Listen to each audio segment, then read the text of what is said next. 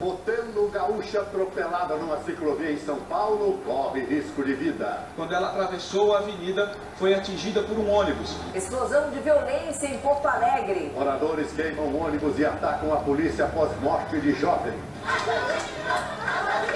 Susto e correria na hora da explosão que destruiu um posto de combustível no Rio de Janeiro. Presos em São Paulo, chefes de duas quadrilhas que roubavam caixas eletrônicos. Um deles é suspeito de participar de assalto em que policial foi baleada. Presa em Manaus, jovem suspeita de jogar filho de 4 meses no Rio Negro. Palácio do Planalto nega a saída de Joaquim Levy do Ministério da Fazenda. Homem joga pizza em vereadores que inocentaram colegas suspeitos de corrupção. Pai de menino sírio que morreu afogado diz que filhos escorregaram de suas mãos durante o naufrágio. Rodada polêmica. CBF afasta um juiz e 5 bandeirinhas por erros no Brasileirão. Pequeno, mas eterno. O sucesso de um clássico infanto-juvenil nas livrarias brasileiras.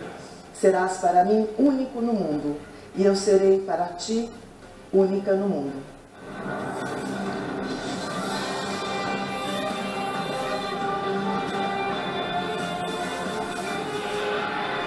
Está no ar o SBT Brasil, com Joseval Peixoto e Raquel Sherazade. Boa noite. Boa noite. É gravíssimo o estado de saúde da modelo que foi atropelada por um ônibus enquanto andava de bicicleta em São Paulo. Mariana Rodrigues foi atingida ao passar pelo farol vermelho destinado aos ciclistas. No Rio de Janeiro, a polícia investiga o que provocou uma explosão no posto de combustíveis na zona norte da cidade. 9 pessoas ficaram feridas, uma delas segue internada com queimaduras graves. 11 pessoas foram assassinadas em Porto Alegre no intervalo de 20 horas. E a morte de um jovem de 18 anos provocou reação violenta de moradores da zona sul da cidade. A polícia ainda busca identificar os assassinos de Ana Lúcia Neves, parente do senador Aécio Neves, que foi baleada em uma tentativa de assalto no bairro Nobre do Rio de Janeiro. Chefes de duas quadrilhas de ataques a caixas eletrônicos foram presos em São Paulo. Um deles é suspeito de participar do assalto em que uma PM foi baleada na cabeça. Em Manaus, uma mãe foi presa suspeita de jogar o filho de 4 meses no Rio Negro. Um dia depois da imagem de um menino sírio morto à beira-mar provocar uma comoção mundial, a crise dos refugiados da Europa teve mais cenas dramáticas hoje. Imigrantes chegaram a se jogar nos trilhos do trem na Hungria. Companheira Yula Rocha.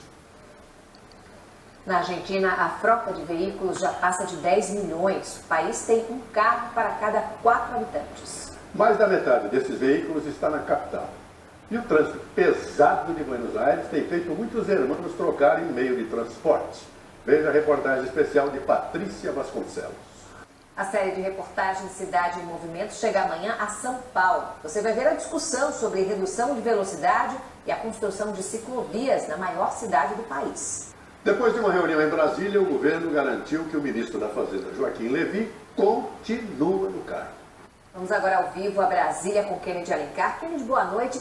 Quais são os bastidores dessa reunião da presidente Dilma com os ministros Joaquim Levy e Nelson Barbosa? Boa noite, Raquel. Daqui a pouco, clientes da Unimed paulistana enfrentam cancelamentos de consultas e cirurgias. Manifestante joga pizza em vereadores que inocentaram políticos acusados de corrupção. Delator da Lava Jato diz que depositava dinheiro de propina em conta do PT. CBF afasta 6 integrantes da arbitragem por erros na rodada do Campeonato Brasileiro. É já já.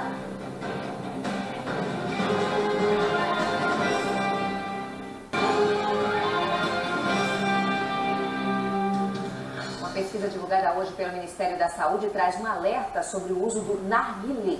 Olha, quem acha que esse jeito de fumar importado de países árabes é mais saudável que o cigarro, está redondamente enganado. O manifestante foi preso depois de atirar uma pizza contra vereadores no interior de Goiás. Operação Lava Jato. O almirante Otton Pinheiro da Silva, ex-presidente da Eletronuclear, e outras 13 pessoas viraram réus no processo sobre um esquema de propina na construção da usina de Angra 3. O empresário Ricardo Pessoa, delator da Lava Jato, depois na Justiça Federal e explicou como funcionava o cartel de empreiteiras na Petrobras. O Partido dos Trabalhadores diz que todas as doações de campanha foram legais. O almirante Otton Pinheiro da Silva, preso desde julho, nega as acusações. Você vai ver a seguir. Depois de mais uma rodada com muitos erros de arbitragem, CBF afasta um juiz e 5 auxiliares. Não perca, é já já.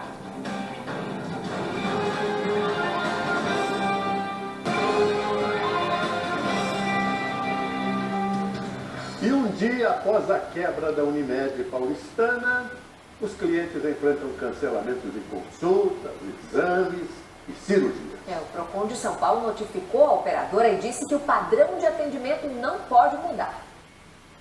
Em nota, a Unimed paulistana, que administra o Hospital Santa Helena, chamou de abusiva a decisão de parte da rede credenciada de suspender os atendimentos.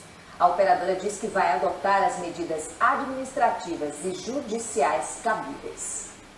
E o Corinthians disparou na liderança do Campeonato Brasileiro. É isso aí, Josevaldo. Bruno Vicari, boa noite.